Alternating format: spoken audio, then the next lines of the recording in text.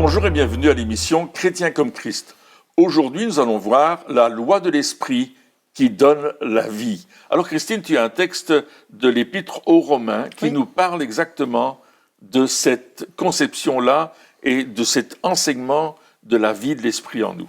Oui, et on le trouve dans Romains chapitre 8, à partir du verset 1, il nous dit « Il n'y a donc maintenant aucune condamnation pour ceux qui sont en Jésus-Christ, qui ne vivent pas conformément à leur nature propre, mais conformément à l'Esprit.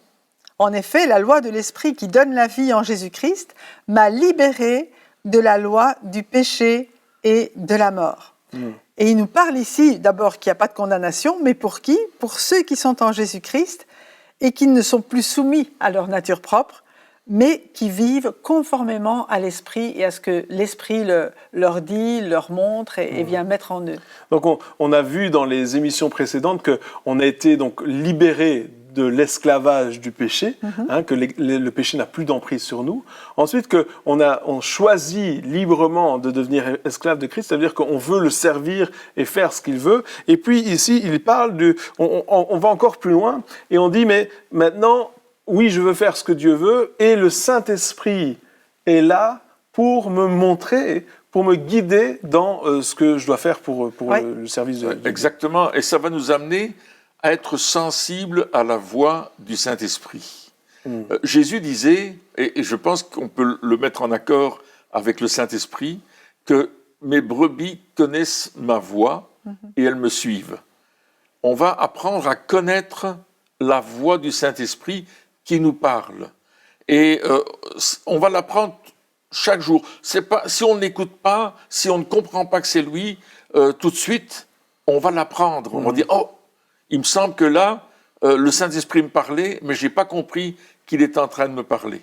Là, le Saint-Esprit m'a dit de faire ça, et puis j'ai hésité, je l'ai fait, mais je n'étais pas certain, et puis je me rends compte que ça fonctionne. Donc, notre cœur va être sensible à ce que le Saint-Esprit nous dit. Et on va apprendre à lui obéir petit à petit. Ouais, donc c'est une marche quelque part qu'on fait en se disant, ok, c'est pas nous qui guidons notre vie, mais c'est le Saint-Esprit qui va nous guider. Par contre, si on veut être honnête avec nous-mêmes, on découvre qu'aussi il y a des fois où le Saint-Esprit nous dit quelque chose et on n'a pas forcément envie de le faire. Et on peut appeler ça la chair, c'est-à-dire que c'est notre chair. On dit que c'est notre chair les désirs de la chair sont contraires à ceux de l'esprit. Alors, est-ce que tu peux nous parler un peu de la chair ? Qu'est-ce que c'est ? Qu'est-ce que ça fait ? Mais la chair, ce sont toutes ces impulsions, et notamment, je veux dire, c'est ce qui était de notre ancienne nature, toutes nos habitudes, les habitudes qu'on a prises, les habitudes de raisonner, les habitudes de fonctionner, les habitudes de réagir. Et tout ça doit être remis au diapason de ce que Dieu veut, et ça, c'est possible par la puissance du Saint-Esprit en nous. Donc, notre regard, si on regarde à soi-même, on va trouver qu'il y a encore plein de défauts. Mais si on reste branché sur le Seigneur, on va dire « Seigneur, ce qui n'est pas bien en moi, viens d'abord le révéler, viens me montrer ce qui ne te plaît pas. Et en même temps, moi, je veux me soumettre à toi. Et Saint-Esprit vient me revêtir chaque fois de cette nature.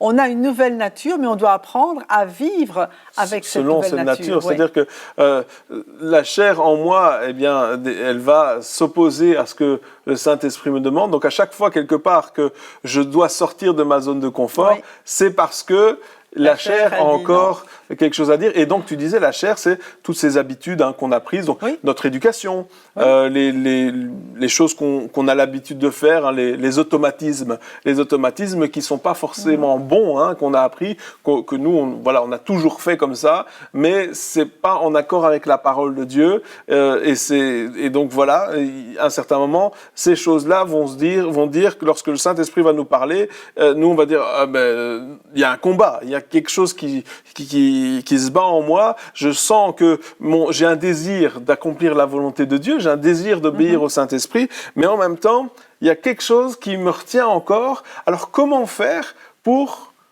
affaiblir cette chair ? Oui, alors c'est intéressant ce que tu dis par rapport à toutes ces connotations qui ont fait qu'on est ce qu'on est, c'est aussi parfois par rapport à notre culture.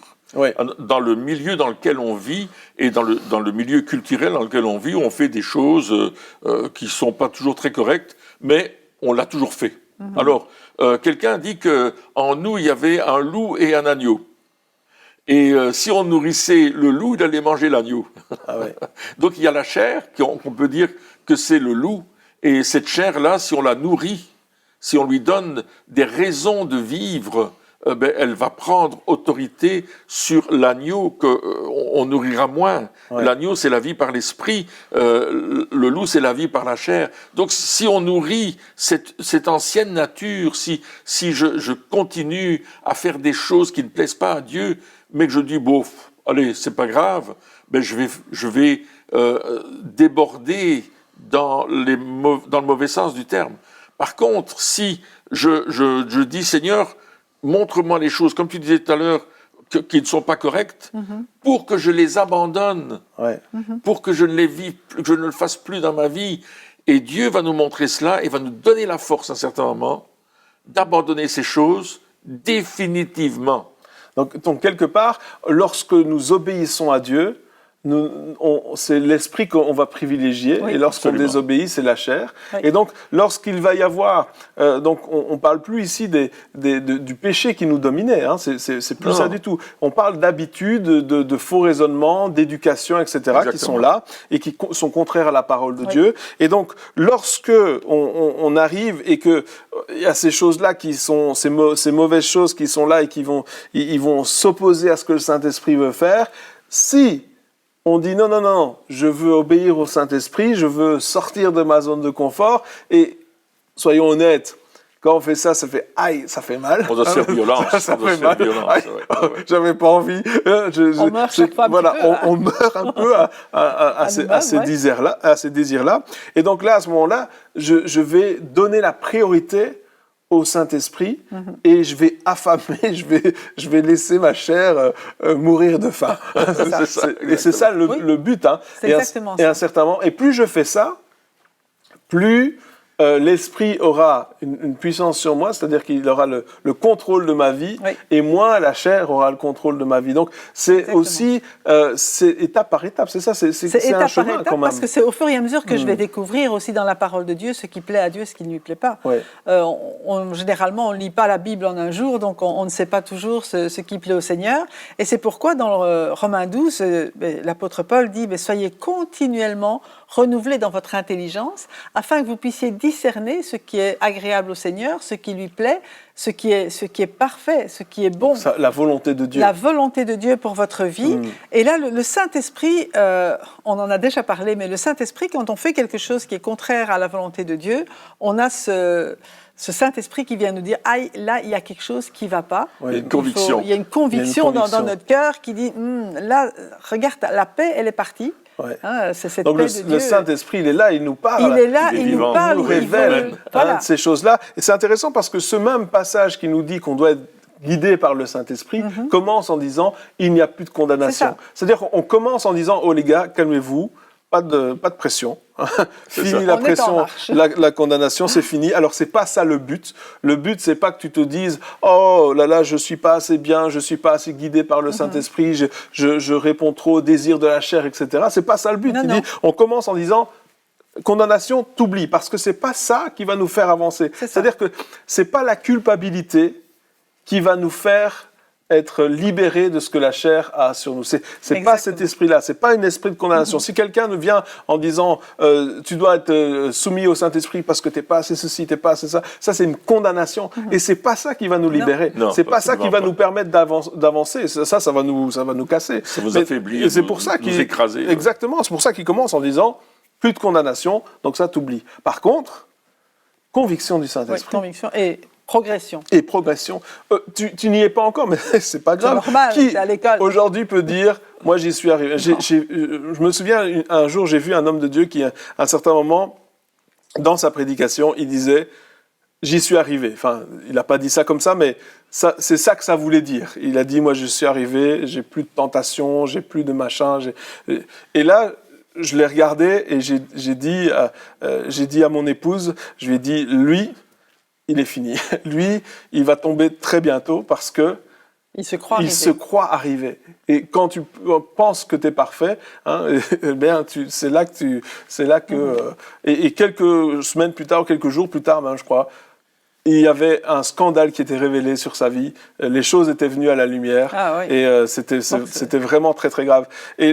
Et quelquefois, s'il y a quelqu'un dans notre vie aussi, parce que ça peut arriver, qui essaye de nous faire croire qu'il est parfait, qui essaye de nous faire croire que lui, il est arrivé, c'est pour ça qu'il peut nous accuser. Ces personnes-là sont nocives. Absolument. Elles sont pas bonnes. Oui, c'est pas bon. Vraies, Et c'est pas vrai. C'est un mensonge. Oui. Et donc, réalisons que nous sommes en marche. Oui. On est en marche. Et si nous sommes en marche, les autres aussi. Alors, on doit aussi avoir de la compassion pour les autres. Et de la miséricorde. De la miséricorde pour les autres, puisque Dieu, il en a pour nous. C'est et donc, vrai. on doit aussi en avoir pour les vrai. autres, sachant que nous sommes tous en marche. Oui, et Paul disait justement, je crois que c'est dans l'Épître aux Philippiens, au chapitre 4, verset 1, marcher de progrès en progrès. Oui.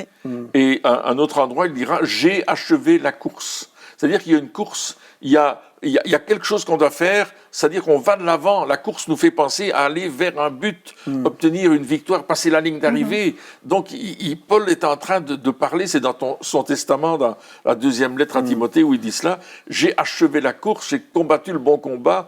C'est-à-dire qu'il y a un combat, il y a une course, il y a une direction à faire, et le Saint-Esprit va nous aider à aller de plus en plus loin, de progrès en progrès. Et lorsqu'on fait des progrès, c'est remarquable, ça se voit.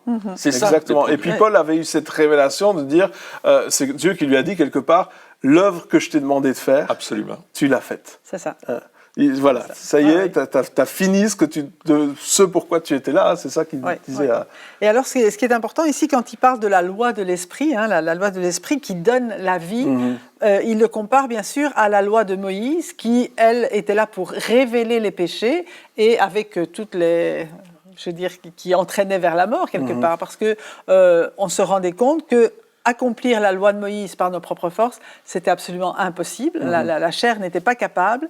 Mais maintenant, avec l'Esprit de Dieu en nous, eh bien, l'Esprit, il va nous donner les bonnes impulsions, je vais dire, qui vont plaire à Dieu, sans qu'on doive dire « Ah, attention à ceci, attention à cela ». Mais le Saint-Esprit, si nous marchons selon sa conduite, selon ce qu'il nous dit, il va nous faire les bonnes choses, je vais dire, de façon naturelle ou surnaturelle. Je vais plutôt dire surnaturelle, parce que c'est lui en nous. C'est ça. La loi de l'Esprit nous donne la vie, ça veut dire qu'il va nous dire « Ok, laisse-moi t'aider à les faire, laisse-moi, je t'aide ». Et là, on va vivre pleinement. Quand il dit nous donne la vie, ça veut dire que ça nous permet d'être vraiment épanouis dans la vie de l'Esprit, dans ce qu'il a prévu pour nous. Et donc cette manière de fonctionner du Saint-Esprit nous amène à aller encore plus loin dans la vie qu'il a prévue pour nous.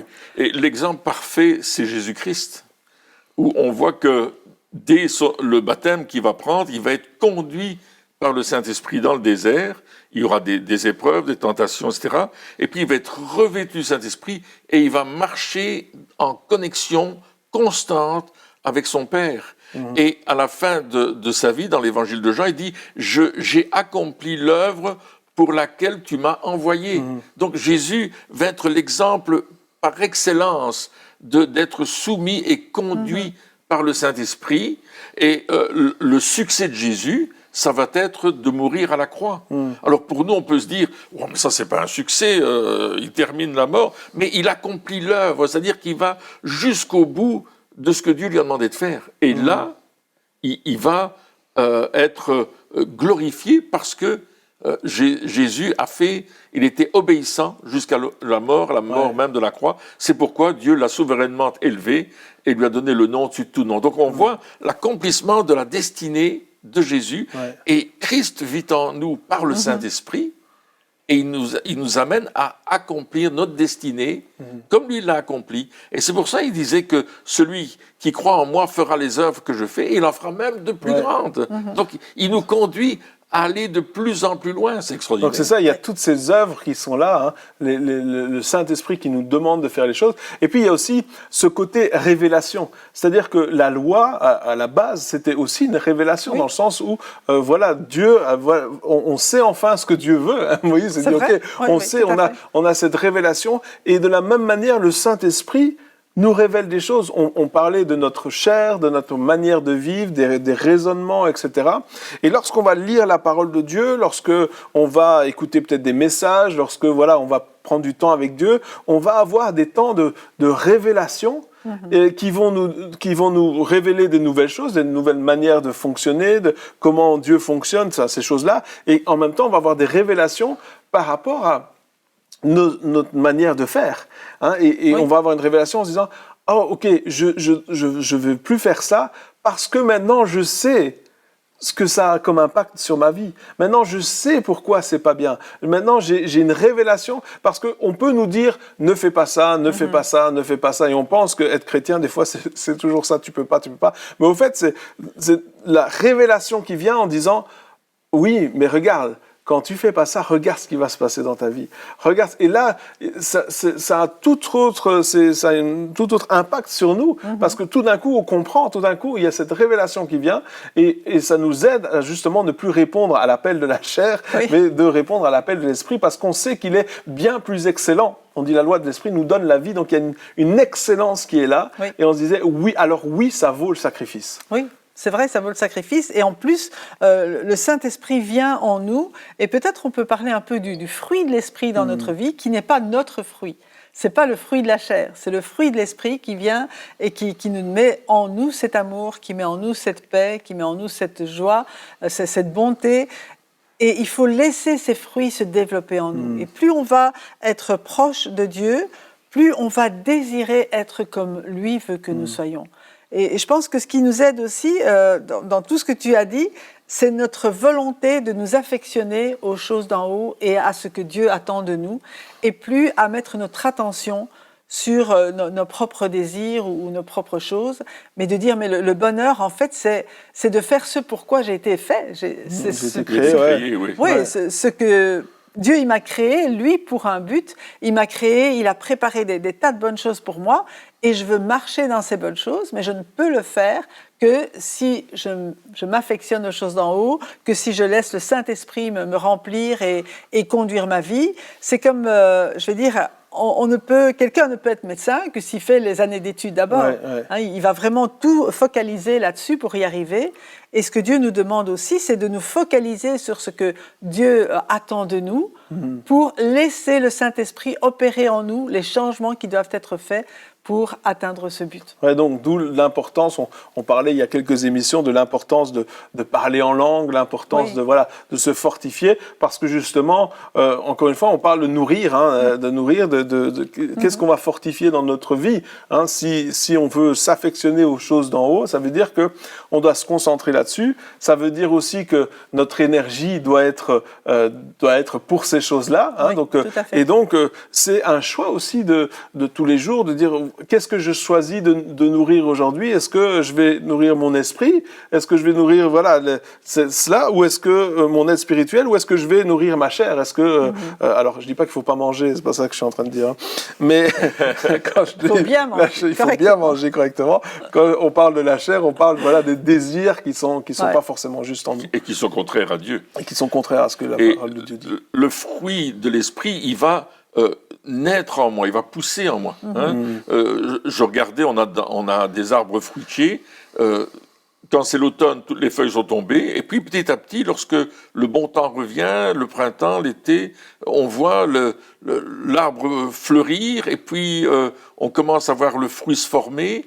Et puis on a des fruits. Donc c'est progressif, mais c'est le fruit de l'esprit. Ouais. C'est-à-dire que ce fruit, il va naître en moi.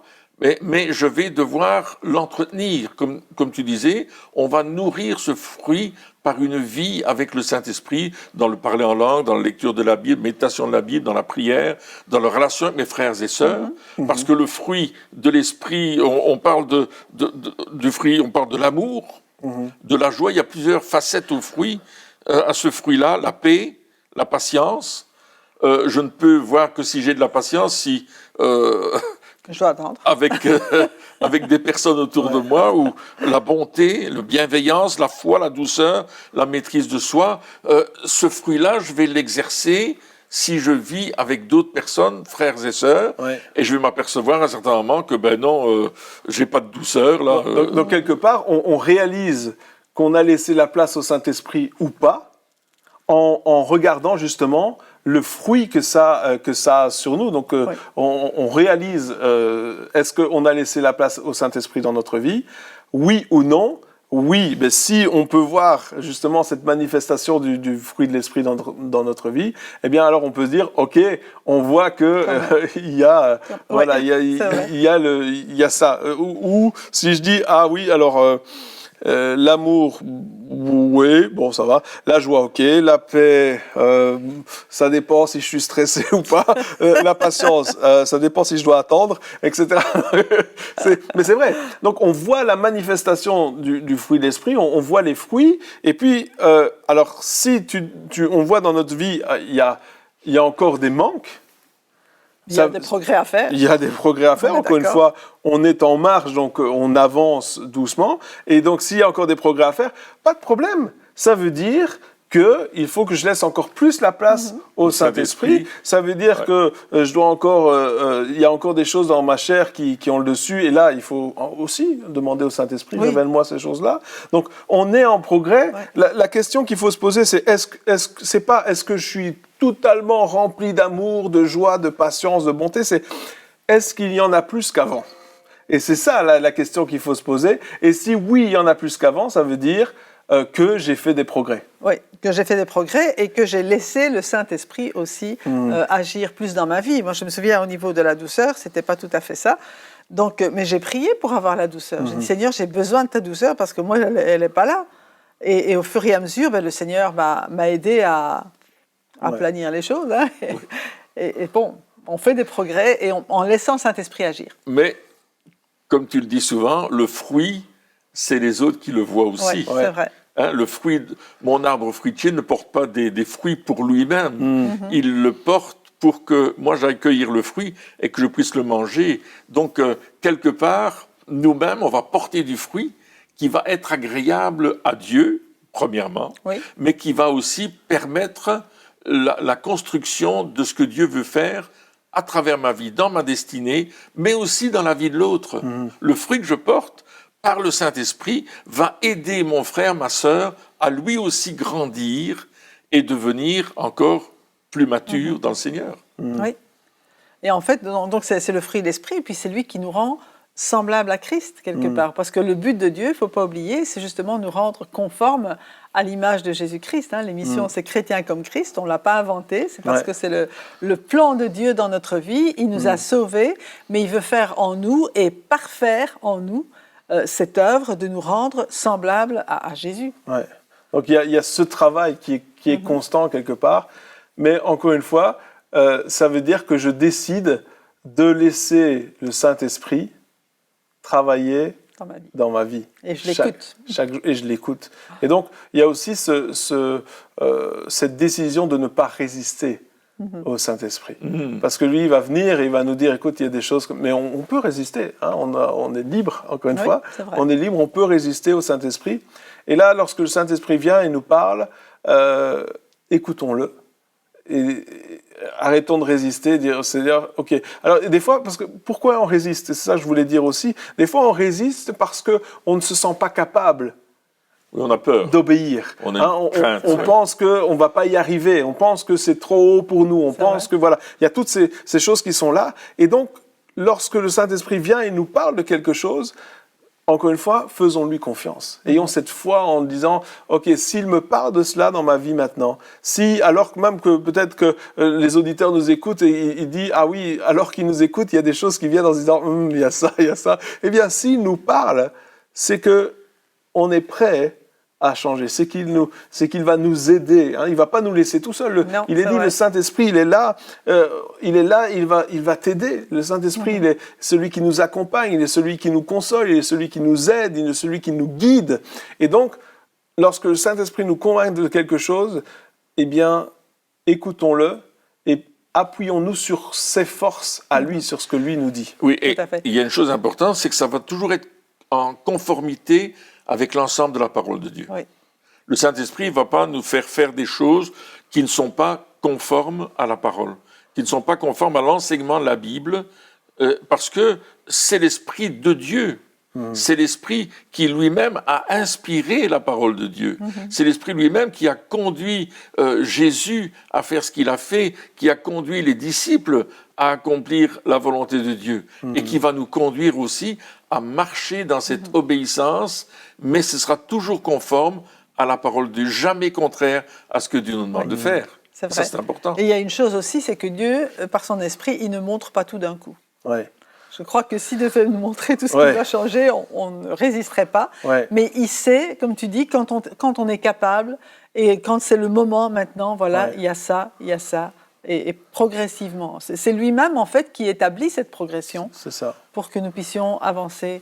Et donc, quand il y a Conformément à cette son lutte, quand il y a cette chair qui lutte contre ce que l'Esprit a à dire, je pense que la première chose à faire, c'est de commencer à prier et de dire, Seigneur, Saint-Esprit, viens m'aider. Parce que peut-être je ne me sens pas capable, ou je veux t'obéir, Seigneur, mais j'ai du mal, alors viens m'aider. Lorsqu'on reconnaît des fois nos faiblesses, lorsqu'on reconnaît nos faiblesses, le Seigneur ne va pas dire, ah ben non, il faut que tu te débrouilles tout seul. Il ne va pas dire ça. Il va dire, tu me demandes de l'aide, je viens et je vais t'aider à le faire. Donc, il y a vraiment aussi cette humilité qui est là. Pourquoi ? Parce que le Saint-Esprit travaille aussi l'humilité dans notre vie.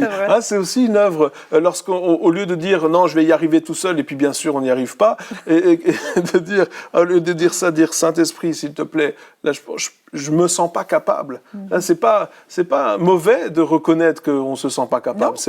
Il y a rien de négatif à cela, mais je me sens pas capable, mais je suis prêt à te laisser m'aider, je suis prêt à te laisser agir dans ma vie. Je compte sur ta force, je compte sur le fait que tu m'inspires, je compte sur tes révélations qui vont m'amener plus loin. Et il va le faire. Ouais. Et il va le faire, il va nous parler, et il va nous aider. Parce qu'on vient devant lui en disant, Seigneur, c'est trop fort pour moi, c'est trop dur, c'est trop difficile. Et Dieu va nous aider d'une manière extraordinaire. Et il va même parfois nous envoyer quelqu'un qui va nous donner un conseil et qui va nous dire, mais écoute, moi j'ai eu telle situation, et puis il me parle de mon problème, comment est-ce qu'il le sait? Mais le Saint-Esprit l'a inspiré pour qu'il vienne me parler de comment m'en sortir et comment vivre différemment la situation que je suis en train de vivre. C'est extraordinaire. Exactement. Et puis le fait d'avoir aussi la communion fraternelle, c'est-à-dire être avec les autres, les frères et les sœurs, on voit les autres qui avancent et puis on se dit, ah mais ça me pousse à avancer aussi, ça me pousse aussi à aller de l'avant. Il y a une personne qui dit, ah mais j'ai lu ça dans la parole de Dieu aujourd'hui, waouh, ça m'a fait du bien. Alors peut-être que ce jour-là, on n'avait pas encore lu la parole de Dieu, on va se dire, ah je vais pas louper ça, je vais prendre du temps aussi à lire la parole de Dieu, et ça va nous pousser. C'est pour ça que la communion fraternelle, le fruit de l'esprit, il se voit lorsqu'on est ensemble, mais il grandit aussi lorsqu'on est ensemble. Lorsqu'on est tous ensemble, parce que lorsque nous sommes tous ensemble et que chacun séparément nous voulons être soumis au Saint-Esprit, eh bien, c'est une croissance qui continue encore et encore. Ça nourrit l'autre à être vraiment, à dire, je ne vais pas écouter la chair, mais je vais écouter la loi de l'Esprit qui va me donner la vie et qui va me permettre d'avancer dans cette vie avec Christ. Amen. Eh bien, chers amis, merci de nous avoir suivis encore pour cette émission et on se retrouve très bientôt pour la suite. Au revoir.